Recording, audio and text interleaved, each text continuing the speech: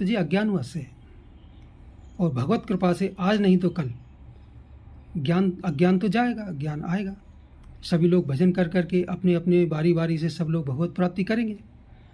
तो चूंकि हम उस धर्म को मानते हैं जिस धर्म का कभी नाश नहीं होता, तो जिस धर्म का आश्रय, अब जैसे मान के चलो मैं कह रहा हूँ कि भगवत भजन, तो भगवत भजन का कभी नाश नहीं होता।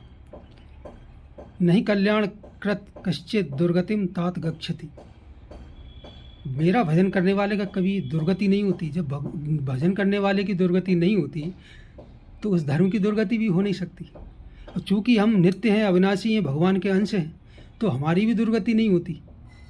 दुर्गति तो इस शरीर की होती है, जो कर्मों के अनुसार, जो कामनाओं में फंसकर, जो कर्म कांड और इधर उधर की बातों में फंसकर, झूठे धर्मों में फंसकर, अपने मनमाने धर्मों में फंसकर, शास्त्रों को त्याग कर अपने मन से या देखे हुए धर्मों में फंसकर हम शरीर बदलते रहते हैं। कभी इस योनि में जाते हैं, कभी इस योनि में जाते हैं और दुख पाते रहते हैं। तो शरीर बदलता है, हम नहीं बदलते।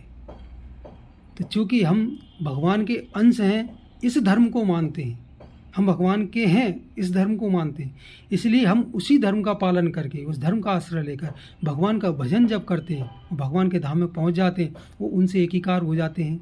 अथवा ज्ञानी लोग, अथवा उनके दर्शन कर उनके जैसा स्वरूप प्राप्त कर लेते हैं, चतुर्भुज जैसा, या उनके जैसा ऐश्वर्य प्राप्त कर लेते हैं योगी लोग, या भगवान के दास बनकर, उनके चरणों के सेवक बनकर, या उनके सेवक के सेवक बनकर उनकी सेवा प्राप्त करते हैं, नित्य अंग संग प्राप्त करते हैं, भक्त। इन तीनों में से किसी को भी प्राप्त करने के बाद में फिर इस जीव का आवागमन नहीं होता।